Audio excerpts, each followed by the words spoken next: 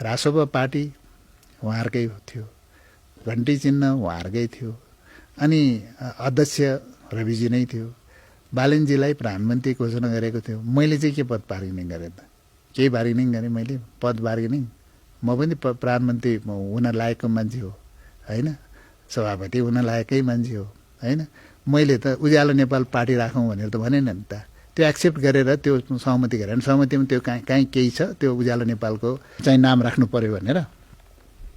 अहिले एउटा कुरा, उज्यालो नेपाल भनेर नाम परिवर्तन गर्नै सकिँदैन। अहिलेको अवस्थामा चुनाव नपाएपछि मात्रै होला होइन। जुन पार्टी छ, जुन चिन्ह छ, त्यही मात्रै हुन्छ। अहिले सबैले बुझेको त्यही हो। त्यो परिवर्तनै गर्न नसक्ने चिज हामीले चाहिँ बार्गेनिङ गरेर पाउँछ र भनेको। पुरानो पार्टीलाई रिप्लेस गर्नुपर्छ, नयाँहरू आउनुपर्छ भने आम पब्लिकको चाहनालाई मर्न दिनु हुँदैन। एकचोटि चाहिँ विष पिएर भए पनि जानुपर्छ भन्ने मेरो आन्तरिक चाहिँ निर्णयले त्यसरी लत्रेर गयो। तर उहाँहरूले लात हानेर पठाउनु भयो।